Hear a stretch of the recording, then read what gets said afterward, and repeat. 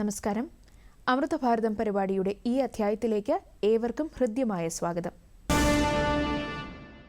രാജ്യത്ത് തിരഞ്ഞെടുപ്പ് സമ്പ്രദായത്തിൽ സമൂല മാറ്റങ്ങൾ നിർദ്ദേശിക്കുന്നതാണ് കേന്ദ്രമന്ത്രി അർജുൻ റാം മേഘ്വാൾ ലോക്സഭയിൽ അവതരിപ്പിച്ച ഒരു രാജ്യം ഒറ്റ തിരഞ്ഞെടുപ്പുമായി ബന്ധപ്പെട്ട 2 ബില്ലുകൾ. ലോക്സഭയുടെയും സംസ്ഥാന നിയമസഭകളുടെയും കാലാവധികൾ ഏകീകരിക്കുകയാണ് 129ാം ഭരണഘടനാ ഭേദഗതി ബില്ലിന്റെ ലക്ഷ്യം. ബില്ലിലൂടെ ഭരണഘടനയിലെ 4 അനുച്ഛേദങ്ങളിൽ ഭേദഗതി വരുത്തും. കേന്ദ്രഭരണ പ്രദേശങ്ങൾക്കും ഡൽഹിയിലെ ദേശീയ തലസ്ഥാന മേഖലയിലും ഒരേ സമയം തിരഞ്ഞെടുപ്പുകൾ സാധ്യമാക്കുന്നതിനായി പ്രസക്തമായ നിയമങ്ങൾ ഭേദഗതി ചെയ്യുന്നതിനുള്ളതാണ് രണ്ടാമത്തെ ബില്ല്. തിരഞ്ഞെടുപ്പ് കലണ്ടർ കാര്യക്ഷമമാക്കാനും ഇടയ്ക്കിടെയുള്ള തിരഞ്ഞെടുപ്പുകളുടെ സാമ്പത്തികവും ഭരണപരവുമായ ഭാരം കുറയ്ക്കാനും ഭരണം മെച്ചപ്പെടുത്താനുമാണ് ഭരണഘടനാ ഭേദഗതിയിലൂടെ കേന്ദ്ര സർക്കാർ ലക്ഷ്യമിടുന്നത്.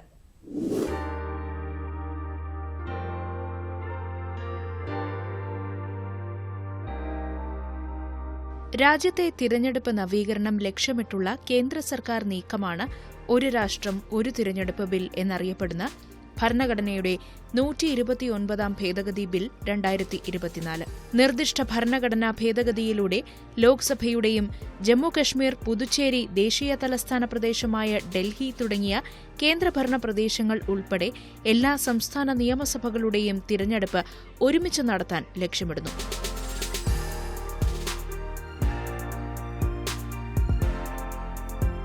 കേന്ദ്ര നിയമമന്ത്രി അർജുൻ റാം മേഘ്വാളാണ് ഒരു രാഷ്ട്രം ഒരു തിരഞ്ഞെടുപ്പ് ബില്ല് ലോക്സഭയിൽ അവതരിപ്പിച്ചത്. ലോക്സഭയിലേക്കും എല്ലാ സംസ്ഥാന അസംബ്ലികളിലേക്കും ഒരേ സമയം തിരഞ്ഞെടുപ്പ് നിർബന്ധമാക്കുന്ന ആർട്ടിക്കിൾ 82A കൂട്ടിച്ചേർക്കലാണ് ബില്ലിലെ പ്രധാന വ്യവസ്ഥ. ഇതുപ്രകാരം പൊതുതിരഞ്ഞെടുപ്പിന് ശേഷം രാഷ്ട്രപതി ലോക്സഭയുടെ ആദ്യ സഭാ സമ്മേളനത്തിനായി വിജ്ഞാപനം പുറപ്പെടുവിക്കും. ആ വിജ്ഞാപന തീയതിയായിരിക്കും പുതിയ സഭയുടെ ആദ്യ തീയതി. ലോക്സഭയുടെ കാലാവധി അവസാനിക്കുമ്പോൾ നിയമസഭകളുടെ കാലാവധിയും പൂർത്തിയാകും. ഉദാഹരണത്തിന് 2029 ലോക്സഭാ തിരഞ്ഞെടുപ്പ് മുതലാണ് ഒരു രാജ്യം ഒരു തിരഞ്ഞെടുപ്പ് നടപ്പിലാക്കുന്നതെങ്കിൽ ഇതിനുശേഷം വരുന്ന എല്ലാ നിയമസഭകളുടെയും കാലാവധി ലോക്സഭാ കാലാവധി അവസാനിക്കുന്ന 2034 പൂർത്തിയാകും. 2029 മുൻപ് നിലവിൽ വന്നതും 2034 കാലാവധി പൂർത്തിയാകുന്നതുമായ നിയമസഭകൾക്ക് കാലാവധി 2034 വരെ നീട്ടി ലഭിക്കും. പ്രത്യേക സാഹചര്യത്തിൽ ലോക്സഭാ തിരഞ്ഞെടുപ്പിനൊപ്പം ഏതെങ്കിലും നിയമസഭാ തിരഞ്ഞെടുപ്പ് നടത്താതിരിക്കാനുള്ള വ്യവസ്ഥകളും 82A(5) ഉപവകുപ്പിൽ ഉൾപ്പെടുത്തിയിട്ടുണ്ട്. രാഷ്ട്രപതിയുടെ ശുപാർശയനുസരിച്ച് കേന്ദ്ര തിരഞ്ഞെടുപ്പ് കമ്മീഷനാകും ഇത് തീരുമാനിക്കുക. ഇത്തരത്തിൽ തിരഞ്ഞെടുപ്പ് നീട്ടിവെച്ച് പിന്നീട് രൂപീകരിക്കുന്ന നിയമസഭയ്ക്ക് അടുത്ത ലോക്സഭാ തിരഞ്ഞെടുപ്പ് വരെ മാത്രമേ കാലാവധിയുണ്ടാകൂ. പാർലമെന്റ് പ്രവർത്തന കാലാവധി സംബന്ധിച്ച അനുച്ഛേദം 83 സംസ്ഥാന നിയമസഭകളുടെ കാലാവധിയെക്കുറിച്ച് വിശദമാക്കുന്ന 172, പാർലമെന്റിന്റെ അധികാരം സംബന്ധിച്ച 327 എന്നിവയിൽ ഭേദഗതി വരുത്താനും ബില്ല് നിർദ്ദേശിക്കുന്നു. ഇടക്കാല തിരഞ്ഞെടുപ്പുകൾ. കാലാവധി പൂർത്തിയാക്കാതെ ലോക്സഭയോ നിയമസഭയോ പിരിയുകയാണെങ്കിൽ ഇടയ്ക്ക് രൂപീകരിക്കുന്ന സഭകൾക്ക് ആദ്യ 5 വർഷത്തിൽ ശേഷിക്കുന്ന കാലയളവിലേക്ക് മാത്രമായിരിക്കും കാലാവധി. ഇതു സംബന്ധിച്ച് ആർട്ടിക്കിൾ 83 ലോക്സഭാ തിരഞ്ഞെടുപ്പിനെക്കുറിച്ചും ആർട്ടിക്കിൾ 172 നിയമസഭാ തിരഞ്ഞെടുപ്പിനെക്കുറിച്ചുമാണ് പറയുന്നത്. ലോക്സഭയിലേക്കും നിയമസഭകളിലേക്കുമുള്ള വോട്ടർ പട്ടിക, മണ്ഡലങ്ങളുടെ പുനർനിർണയം എന്നിവയെ സംബന്ധിച്ച കാര്യങ്ങൾ ആർട്ടിക്കിൾ 327 പറയുന്നത്. ബില്ല് പ്രകാരം 2034 വരെ ഒരേ സമയത്തുള്ള തിരഞ്ഞെടുപ്പുകൾ പ്രാബല്യത്തിൽ വരില്ല. ഈ കാലയളവ് വലിയൊരു മാറ്റത്തിലേക്ക് തയ്യാറെടുക്കുന്നതിനുള്ള ഒരു പരിവർത്തന ഘട്ടമായാണ് പരിഗണിക്കുന്നത്. ചരിത്ര പശ്ചാത്തലം. ഇന്ത്യയിൽ ഒരേ സമയം തിരഞ്ഞെടുപ്പ് എന്നത് ഒരു പുതിയ ആശയമല്ല. ഭരണഘടന അംഗീകരിച്ചതിനെ തുടർന്ന് 1951 മുതൽ 1967 വരെ ലോക്സഭയിലേക്കും എല്ലാ സംസ്ഥാന നിയമസഭകളിലേക്കുമുള്ള തിരഞ്ഞെടുപ്പുകൾ ഒരേ സമയമാണ് നടന്നത്.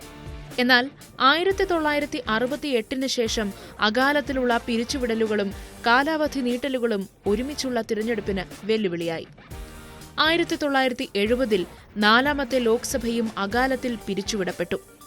തുടർന്ന് 1971 അധികാരത്തിൽ വന്ന 5ാം ലോക്സഭയുടെ കാലാവധി അടിയന്തരാവസ്ഥ പ്രഖ്യാപിച്ചതിനാൽ 1977 വരെ നീട്ടി. അതിനുശേഷം 8, 10, 14, 15 എന്നിങ്ങനെ ചുരുക്കം ചില ലോക്സഭാ കാലാവധികൾ മാത്രമേ 5 വർഷം മുഴുവൻ നീണ്ടുനിന്നുള്ളൂ. മറ്റ് 6 ലോക്സഭകളും നേരത്തെ പിരിച്ചുവിടപ്പെട്ടു. സംസ്ഥാന നിയമസഭകളിലും വർഷങ്ങളായി സമാനമായ സാഹചര്യമാണ് നിലനിൽക്കുന്നത്. ഒരു രാജ്യം ഒരു തിരഞ്ഞെടുപ്പ്, ഉന്നതതല സമിതി.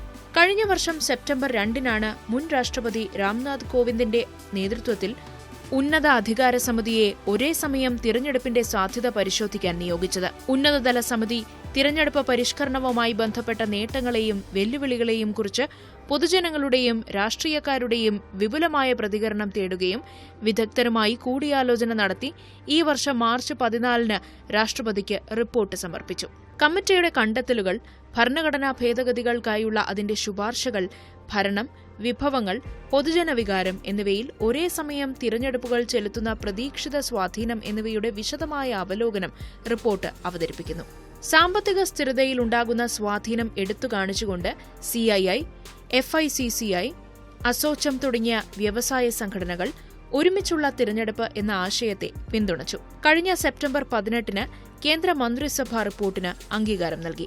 പ്രധാന ശുപാർശകൾ: ലോക്സഭ, സംസ്ഥാന നിയമസഭകൾ, തദ്ദേശ സ്വയംഭരണ സ്ഥാപനങ്ങൾ എന്നിവയിലേക്ക് ഒരേ സമയം തിരഞ്ഞെടുപ്പ് സാധ്യമാക്കുന്നതിനായി ഇന്ത്യൻ ഭരണഘടനയുടെ ആർട്ടിക്കിൾ 82A, 324A എന്നിവയിൽ ഭേദഗതികൾ കമ്മിറ്റി നിർദ്ദേശിച്ചു. 2 ഘട്ടങ്ങളിലായി ഒരേ സമയം തിരഞ്ഞെടുപ്പ് നടത്താനാണ് കമ്മിറ്റിയുടെ ശുപാർശ. ആദ്യഘട്ടത്തിൽ ലോക്സഭ, സംസ്ഥാന നിയമസഭാ തിരഞ്ഞെടുപ്പുകൾ ഏകീകരിക്കും. 2ാം ഘട്ടത്തിൽ മുനിസിപ്പാലിറ്റികൾക്കും പഞ്ചായത്തുകൾക്കുമുള്ള തിരഞ്ഞെടുപ്പുകൾ ലോക്സഭ, സംസ്ഥാന നിയമസഭാ തിരഞ്ഞെടുപ്പുകളുമായി സംയോജിപ്പിക്കാനാണ് ശുപാർശ.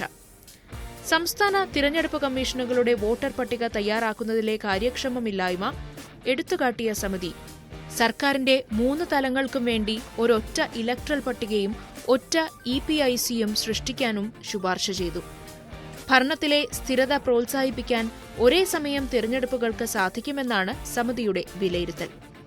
രാജ്യത്തിന്റെ വിവിധ ഭാഗങ്ങളിൽ നടന്നുകൊണ്ടിരിക്കുന്ന തിരഞ്ഞെടുപ്പുകൾ കാരണം രാഷ്ട്രീയ പാർട്ടികളും നേതാക്കളും സംസ്ഥാന കേന്ദ്ര സർക്കാരുകളും പലപ്പോഴും ഭരണത്തിന് മുൻഗണന നൽകുന്നതിനു പകരം വരാനിരിക്കുന്ന തിരഞ്ഞെടുപ്പുകൾക്കുള്ള തയ്യാറെടുപ്പിലാണ് ശ്രദ്ധ കേന്ദ്രീകരിക്കുന്നത്.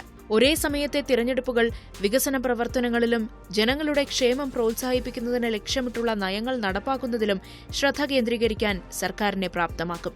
തിരഞ്ഞെടുപ്പ് സമയത്ത് മാതൃകാ പെരുമാറ്റച്ചട്ടം നടപ്പിലാക്കുന്നത് പതിവ് ഭരണ പ്രവർത്തനങ്ങളെയും വികസന സംരംഭങ്ങളെയും തടസ്സപ്പെടുത്തുന്നു. ഒരേ സമയം തിരഞ്ഞെടുപ്പുകൾ മാതൃകാ പെരുമാറ്റച്ചട്ട കാലയളവ് ലഘൂകരിക്കുകയും അതുവഴി നയസ്തംഭനം കുറയ്ക്കുകയും തുടർച്ചയായ ഭരണം സാധ്യമാക്കുകയും ചെയ്യും. ഒരേ സമയം തിരഞ്ഞെടുപ്പുകൾ സർക്കാർ ഉദ്യോഗസ്ഥർക്കും പൊതുസ്ഥാപനങ്ങൾക്കും തിരഞ്ഞെടുപ്പുമായി ബന്ധപ്പെട്ട ജോലികളേക്കാൾ അവരുടെ പ്രാഥമിക റോളുകളിൽ കൂടുതൽ ശ്രദ്ധ കേന്ദ്രീകരിക്കാൻ അനുവദിക്കുന്നു. ഒരേ സമയം തിരഞ്ഞെടുപ്പുകൾ നടത്തുന്നത് രാഷ്ട്രീയ പാർട്ടികൾക്കുള്ളിൽ അവസരങ്ങളും ഉത്തരവാദിത്തങ്ങളും കൂടുതൽ പേരിലേക്ക് എത്തുന്നതിന് സഹായകമാവും. ഒരേ നേതാക്കൾ ഒന്നിലധികം തലങ്ങളിലെ തിരഞ്ഞെടുപ്പുകളിൽ മത്സരിക്കുന്നത് ഒഴിവാകും. അങ്ങനെ രാഷ്ട്രീയ പ്രവർത്തകർക്കിടയിൽ വൈവിധ്യവൽക്കരണത്തിനും ഉൾക്കൊള്ളലിനും കൂടുതൽ സാധ്യതകൾക്ക് ഒരുമിച്ചുള്ള തിരഞ്ഞെടുപ്പ് വഴിയൊരുക്കുമെന്നും ഉന്നതതല സമിതി വിലയിരുത്തുന്നു. മുൻ രാഷ്ട്രപതി രാംനാഥ് കോവിന്ദിന്റെ നേതൃത്വത്തിലുള്ള ഒരേ സമയം തിരഞ്ഞെടുപ്പുകൾക്കായുള്ള ഉന്നതതല സമിതി ഇന്ത്യയിലെ തിരഞ്ഞെടുപ്പ് പ്രക്രിയയിൽ വലിയൊരു പരിവർത്തനത്തിനാണ് അടിത്തറ പാകിയിരിക്കുന്നത്. വിവിധ സമയങ്ങളിൽ നടക്കുന്ന ലോക്സഭയുടെയും സംസ്ഥാന നിയമസഭകളുടെയും തിരഞ്ഞെടുപ്പുകൾ മൂലം ഉണ്ടാകുന്ന ഭരണപരമായ തടസ്സങ്ങൾ, വിഭവം പാഴാക്കൽ തുടങ്ങിയ ദീർഘകാല വെല്ലുവിളികളെയാണ് സമിതിയുടെ ശുപാർശകൾ അഭിസംബോധന ചെയ്യുന്നത്. ഭരണഘടനാ ഭേദഗതികൾക്കൊപ്പം ഒരേ സമയം തിരഞ്ഞെടുപ്പുകൾ നടപ്പിലാക്കുന്നതിനുള്ള ഘട്ടം ഘട്ടമായുള്ള സമീപനം രാജ്യത്ത് കൂടുതൽ കാര്യക്ഷമവും സുസ്ഥിരവുമായ ഒരു തിരഞ്ഞെടുപ്പ് അന്തരീക്ഷത്തിന് വഴിയൊരുക്കുമെന്നാണ് പ്രതീക്ഷ.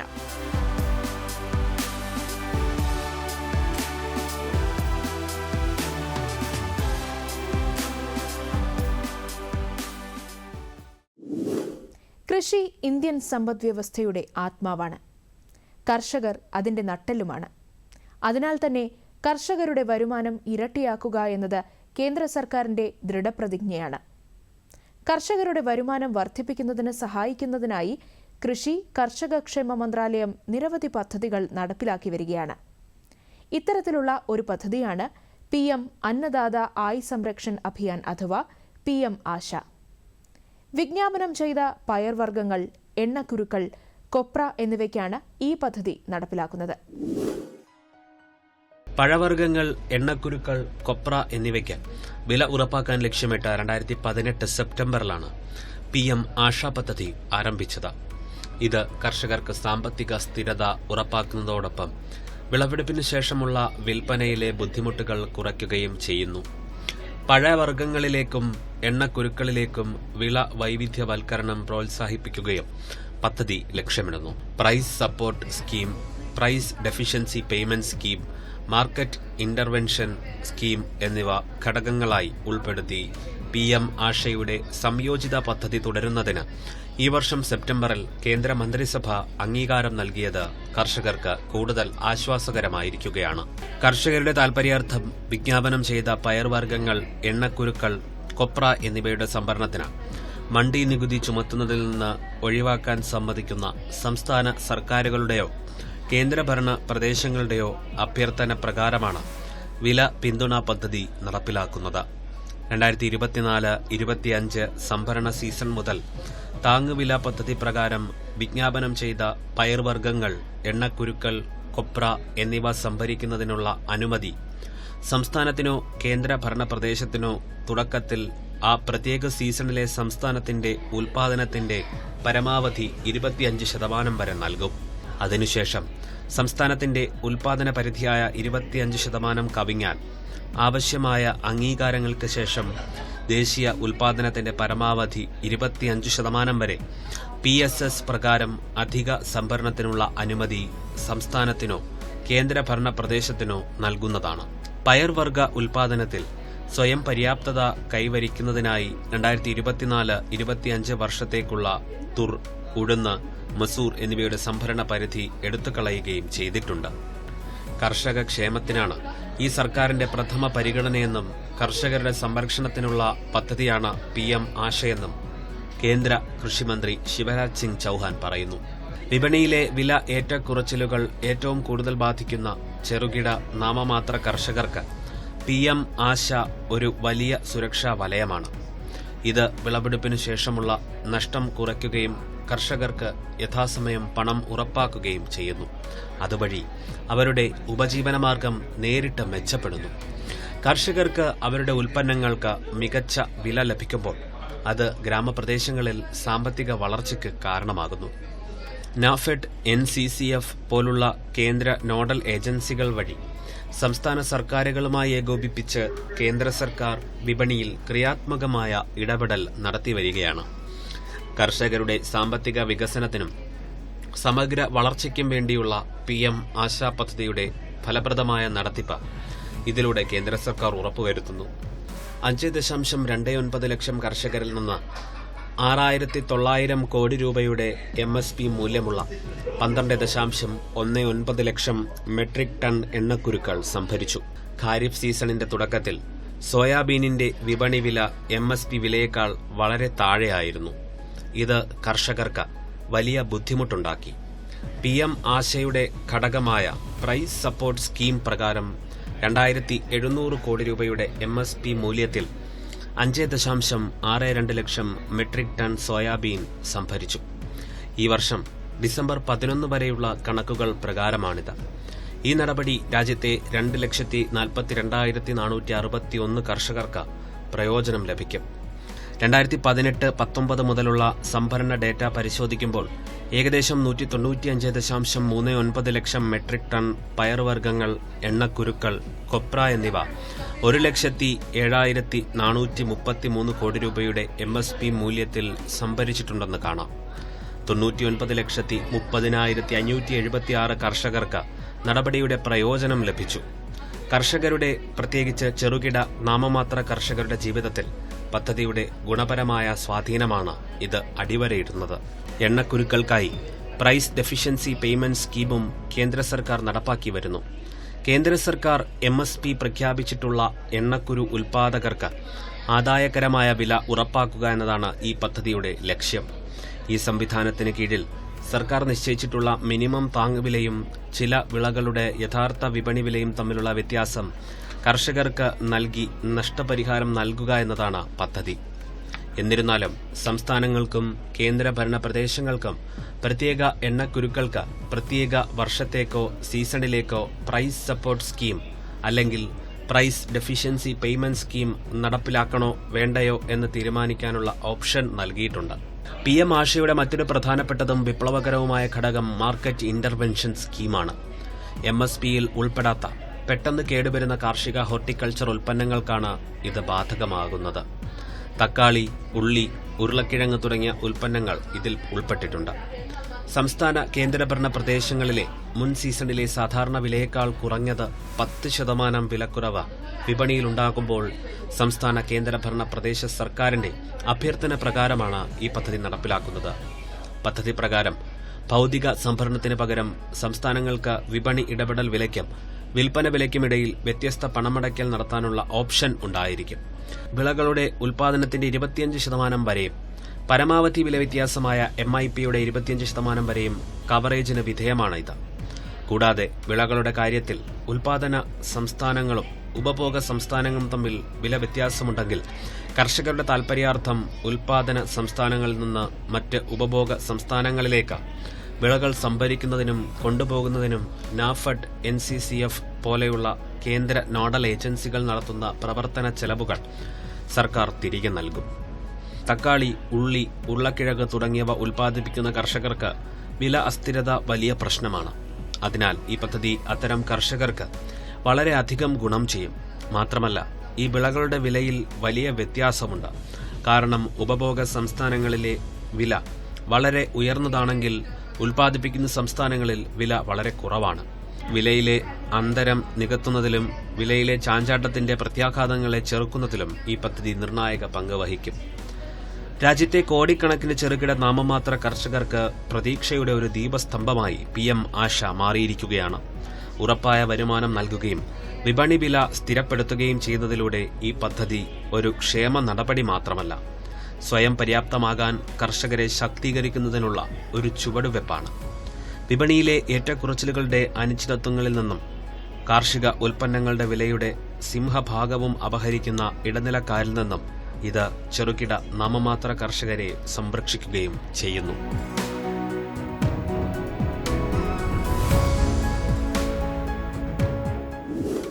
ആരോഗ്യകരമായ ജീവിതശൈലിയിലേക്ക് രാജ്യത്തെ ജനങ്ങളെ കൊണ്ടുവരിക എന്ന ലക്ഷ്യത്തോടെ 2019 പ്രധാനമന്ത്രി നരേന്ദ്രമോദി ഫിറ്റ് ഇന്ത്യ പ്രസ്ഥാനത്തിന് തുടക്കം കുറിച്ചത്.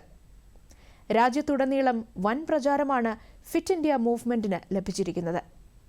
ശാരീരിക പ്രവർത്തനങ്ങളും ആരോഗ്യകരമായ ശീലങ്ങളും പ്രോത്സാഹിപ്പിക്കുന്നതിനായി വിവിധ സംരംഭങ്ങളും പരിപാടികളും ഇതിന്റെ ഭാഗമായി സംഘടിപ്പിച്ചു വരികയാണ്.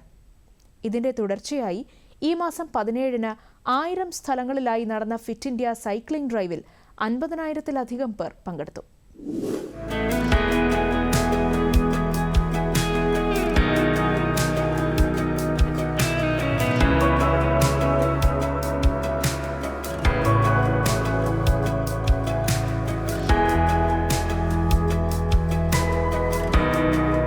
സാമൂഹ്യ ഇടപെടൽ, ആരോഗ്യം, പരിസ്ഥിതി അവബോധം എന്നിവ വളർത്തുക എന്ന ലക്ഷ്യത്തോടെയാണ് കേന്ദ്ര യുവജനകാര്യ കായിക മന്ത്രാലയം ഫിറ്റ് ഇന്ത്യ സൈക്ലിംഗ് ഡ്രൈവ് സംഘടിപ്പിച്ചത്. രാജ്യവ്യാപകമായി 1000 സ്ഥലങ്ങളിലായി നടന്ന പരിപാടിയിൽ 50,000-ലധികം പേർ പങ്കെടുത്തു. സൈക്ലിങ്ങിനെ ആരോഗ്യകരവും സുസ്ഥിരവുമായ ഗതാഗത മാർഗമായി പ്രോത്സാഹിപ്പിക്കുക എന്നതും ഈ സംരംഭത്തിന്റെ ലക്ഷ്യമാണ്.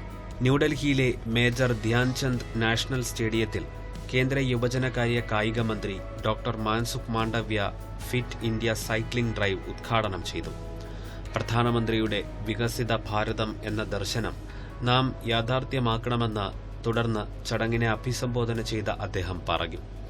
മലിനീകരണത്തിനുള്ള പരിഹാരവും സുസ്ഥിരതയ്ക്ക് പ്രധാന സംഭാവന നൽകുന്നതുമാണ് സൈക്ലിംഗ് എന്ന് കേന്ദ്രമന്ത്രി അഭിപ്രായപ്പെട്ടു. സ്പോർട്സ് അതോറിറ്റി ഓഫ് ഇന്ത്യയുടെ national centre for excellence Mumbai Sanjay Gandhi national പാർക്കിൽ 8 കിലോമീറ്റർ സൈക്ലിംഗ് പരിപാടി സംഘടിപ്പിച്ചു. ഇതിൽ 150 പേർ പങ്കെടുത്തു. അന്താരാഷ്ട്ര ടേബിൾ ടെന്നീസ് പരിശീലകയും കോമൺവെൽത്ത് ഗെയിംസ് വെള്ളി മെഡൽ ജേതാവുമായ മമത പ്രഭു, ദ്രോണാചാര്യ അവാർഡ് ജേതാവും ഗുസ്തി പരിശീലകനുമായ രാജ് സിംഗ് ചിക്കാര തുടങ്ങിയ പ്രമുഖർ ഫിറ്റ്നസ് സൈക്ലിംഗിന്റെ പ്രാധാന്യം ഊന്നിപ്പറയുന്നതിനായി പരിപാടിയിൽ പങ്കെടുത്തു. മലിനീകരണം കുറയ്ക്കുന്നതിൽ സൈക്ലിംഗിന്റെ പങ്ക് എടുത്തു കാണിച്ചുകൊണ്ട് ഫോറസ്റ്റ് ഓഫീസർമാരായ വിശാൽ സാവന്ത്, മുകേഷ് സോനാവാനെ എന്നിവരും പരിപാടിയിൽ പങ്കെടുത്തു. മുംബൈയിലെ പരിപാടിക്ക് പുറമെ സായ് റീജിയണൽ സെന്റർ മുംബൈയുടെ അധികാര പരിധിയിലുള്ള 11 സ്ഥലങ്ങളിലാണ് ഫിറ്റ് ഇന്ത്യ സൈക്ലിംഗ് ഡ്രൈവ് നടത്തിയത്. സിൽവാസയിലെ Khelo India state centre for excellence NCOE Aurangabad, കോലാപൂരിലെ റാഷിവാഡയിലെ കൊൽഹാപൂർ ജില്ലാ രാഷ്ട്രീയ തലീം സംഘ് തുടങ്ങിയ പ്രമുഖ കേന്ദ്രങ്ങൾ ഉൾപ്പെട്ട മഹാരാഷ്ട്രയിലെയും ഗോവയിലെയും വിവിധ സ്ഥലങ്ങളിൽ ഫിറ്റ് ഇന്ത്യ സൈക്ലിംഗ് ഡ്രൈവിൽ വ്യാപകമായ പങ്കാളിത്തം ഉണ്ടായി. MIT ADT സർവകലാശാലയും പൂനെയിലെ ശിവഛത്രപതി സ്പോർട്സ് കോംപ്ലക്സും വിജയകരമായ സൈക്ലിംഗ് പരിപാടികൾ സംഘടിപ്പിച്ചു. ഇത് ഫിറ്റ്നസും സുസ്ഥിരതയും പ്രോത്സാഹിപ്പിക്കുന്നതിൽ പ്രാദേശിക സമൂഹത്തെ ഉൾപ്പെടുത്തി. ഗോവയിൽ സായ് STC പോണ്ടയും സായ് STC പെഡമും രാജ്യവ്യാപകമായ ഈ സംരംഭത്തിൽ പങ്കുചേർന്നു. അതേസമയം ജൽഗാവയിലെ ഖണ്ഡേഷ് കോളേജ് എഡ്യൂക്കേഷൻ സൊസൈറ്റിയുടെ ഏകലവ്യ ക്രീഡാ സങ്കുലും ഈ പ്രസ്ഥാനത്തിൽ പങ്കെടുത്തു. കൂടാതെ സതാനയിലെ ബാഗ്ലാൻ സൈക്കിൾ ഫൗണ്ടേഷനും നാസിക്കിലെ നാസിക് സൈക്കിൾ ഫൗണ്ടേഷനും ഈ ഡ്രൈവിന്റെ വിജയത്തിന് സംഭാവന നൽകി. ഈ പരിപാടികളിൽ അത്ലറ്റുകൾ, വിദ്യാർത്ഥികൾ, രക്ഷിതാക്കൾ, പ്രാദേശിക സൈക്ലിംഗ് ക്ലബ്ബുകൾ, മൈ ഭാരതിലെ സന്നദ്ധ പ്രവർത്തകർ എന്നിവരുൾപ്പെടെ 1600-ലധികം പേർ പങ്കെടുത്തു. ഫിറ്റ് ഇന്ത്യ സൈക്ലിംഗിന്റെ ഭാഗമായി Thiruvananthapuram sports authority of India regional സെന്ററിൽ സൈക്ലിംഗ് റാലി സംഘടിപ്പിച്ചു. ഡോക്ടർ രാജൻ N ഖൊബ്രഗഡെ, ഋഷിരാജ് സിംഗ് എന്നിവർ മുഖ്യ അതിഥികളായി പങ്കെടുത്തു. സൈക്ലിംഗ് റാലി സായ് RC LNCPEയിൽ നിന്ന് ആരംഭിച്ച് ടെക്നോ പാർക്കിൽ സമാപിച്ചു. ഫിറ്റ്നസ്, പരിസ്ഥിതി അവബോധം, സമൂഹ ഐക്യം എന്നിവ വളർത്തിയെടുക്കുക എന്ന ഫിറ്റ് ഇന്ത്യ ദൗത്യത്തിന് ശക്തി പകരുന്നതായിരുന്നു ഫിറ്റ് ഇന്ത്യ സൈക്ലിംഗ് ഡ്രൈവ്. വൻ ജനകീയ പങ്കാളിത്തത്തോടെ ആരോഗ്യകരവും ഹരിതാഭവുമായ ഒരു ഭാവിയിലേക്കുള്ള ഇന്ത്യയുടെ യാത്രയിൽ ചുവടുറപ്പിക്കുകയാണ് ഫിറ്റ് ഇന്ത്യ സംരംഭം.